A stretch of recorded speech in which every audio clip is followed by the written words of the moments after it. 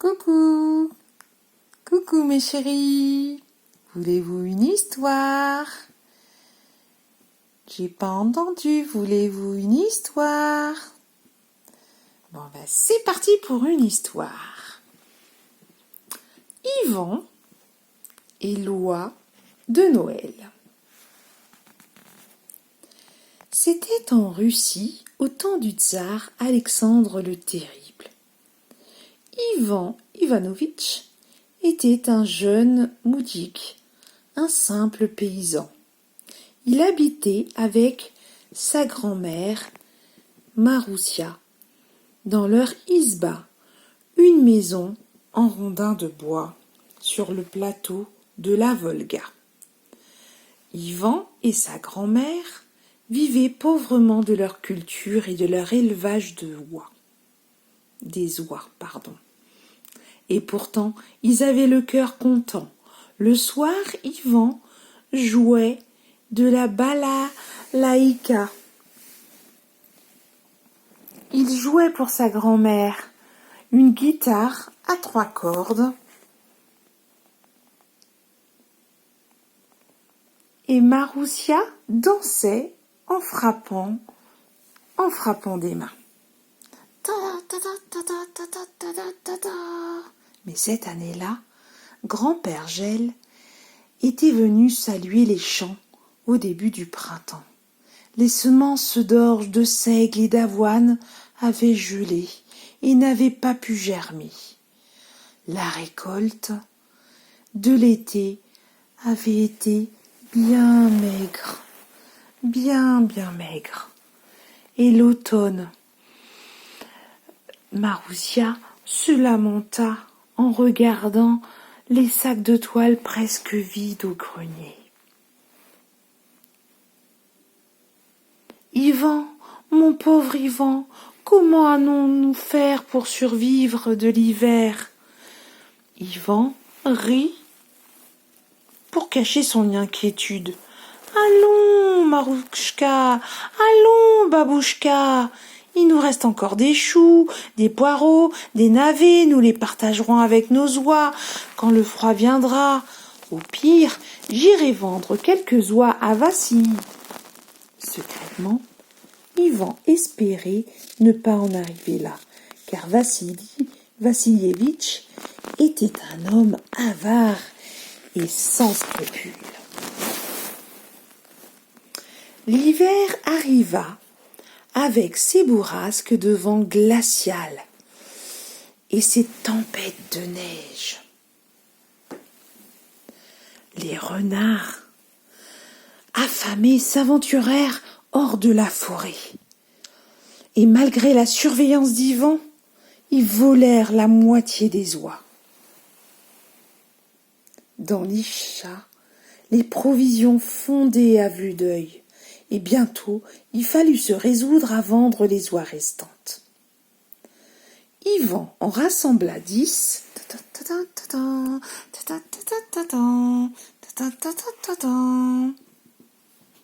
et laissa la dernière à sa grand-mère. Ainsi, tu auras au moins un œuf par jour à manger en attendant mon retour. Il enfila sa chapka, un chapeau en fourrure de lapin, et sourit. Ne t'inquiète pas, Babouchka, Vassili Vassilievitch a promis qu'il me paierait un bon prix. Un bon prix pour ses 10 oies. Ce fut un long chemin pour arriver au village. Il tombait des flocons gros comme des noix qui aveuglaient sans cesse Ivan. Le vent secouait violemment les arbres dénudés comme pour les forcer à s'incliner.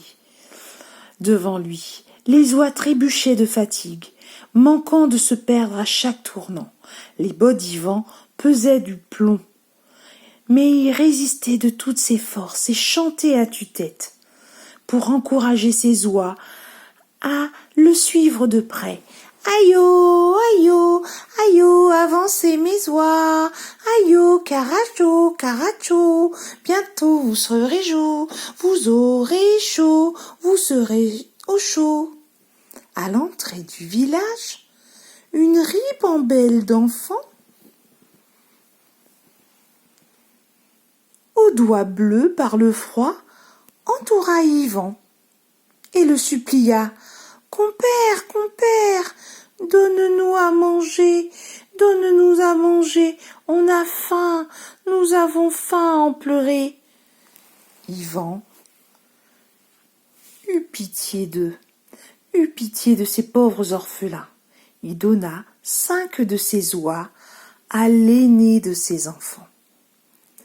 L'hiver est bien rude pour les pauvres gens, dit-elle en remerciant Yvan, et Vassilievitch profite de notre misère pour s'enrichir. Vassili Vassilievitch avait le cœur plus gelé que le sol au plus froid de l'hiver. De ses gros doigts couverts de bagues, il jeta quelques roubles à Yvan en échange de ses 5 oies. Elles sont trop maigres et tu m'en avais promis 10. Alors je te paie la moitié de ce qu'elles valent, moujik. Estime-toi heureux et que je ne t'entende plus jamais parler de toi. Yvan serra les dents en ramassant les pièces au sol. Il put juste acheter du blé noir et s'en retourna amèrement vers son isba. Pour réconforter Yvan, Maroussia prépara un bouillon fait avec des restes de lard, quelques feuilles de chou, une betterave rouge, un poireau et une carotte. C'était leur dernière provision. Les jours suivants, ils partagèrent le pain de blé noir et un œuf d'oie, mais bientôt, les estomacs recommencèrent à gronder. Le soir, Yvan jouait de la balalaïka, mais Babouchka n'avait plus la force de danser. Le matin, Maroussia caressa la dernière oie en gémissant. « Petite oie, nous allons te manger. J'ai faim, j'ai faim, j'ai faim » en pleurer. Alors, Yvan se mit en colère. « Non, Babouchka, non, je vais aller offrir cette oie à notre tsar, et je reviendrai avec de quoi nous nourrir jusqu'au printemps. » Car comme la tradition le voulait en ces temps-là, celui qui recevait un cadeau devait en offrir un autre en échange, à condition d'accepter le premier cadeau. Yvan serra bien fort son oie et boutonna son manteau par-dessus. Il marcha 3 jours durant, affrontant le froid, la neige, le vent, grâce à sa volonté et à la maigre chaleur que lui prodiguait l'oie. Il arriva au palais. Au palais, Yvan repoussa les gardes et se dirigea droit dans la salle de banquet.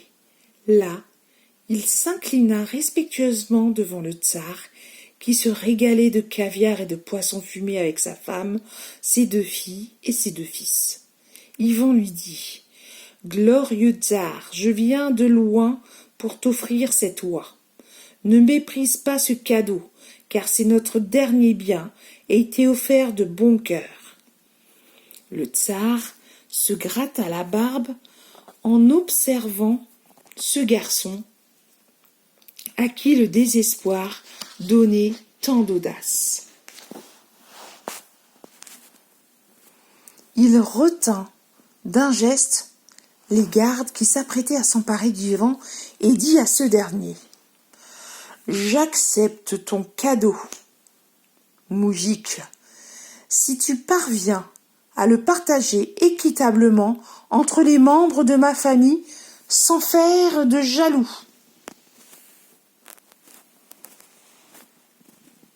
Ivan avala sa salive. Il savait que s'il avait le malheur de déplaire au tsar, celui-ci le chasserait impitoyablement et il n'aurait plus que ses yeux pour pleurer.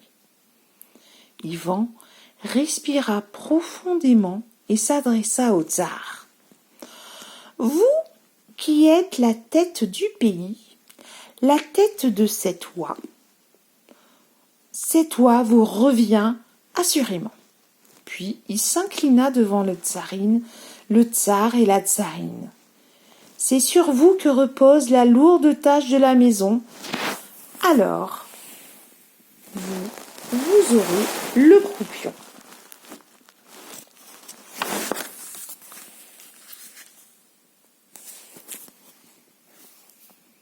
Ensuite, il se tourna vers les garçons. Une partie pour chacun de ces tsarévitchs, si fiers pour qu'ils marchent sur les traces de leur glorieux père. Enfin, il baissa les yeux devant les deux jeunes filles. Un jour, vous vous envolerez du foyer, belle demoiselle. Alors, prenez les ailes. La voix d'Ivan s'étrangla dans sa gorge. Il se sentit vaciller de faim et de fatigue, mais il puisa dans ses dernières forces pour conclure. Quant à moi, je ne suis qu'un humble moudjik, tout juste bon à dévorer les misérables restes de cette oie. Le tsar éclata de rire. « Oh, oh, oh, oh, en voilà un juste partage. Tu as réussi à offrir ce qu'il fallait à chacun et à garder le meilleur pour toi. Eh bien, astucieux moudjik, il ne sera pas dit que le tsar est un ingrat. Assieds-toi et mange à ma table. » Ivan mangea et but à satiété. Il raconta ses malheurs au souverain.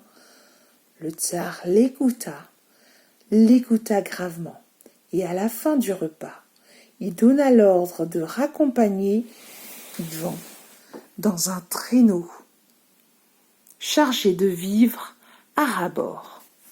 Ivan et Maroussia pourraient faire enfin de vrais repas.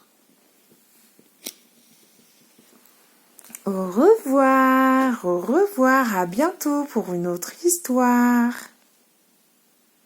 Bisous, bisous mes chéris.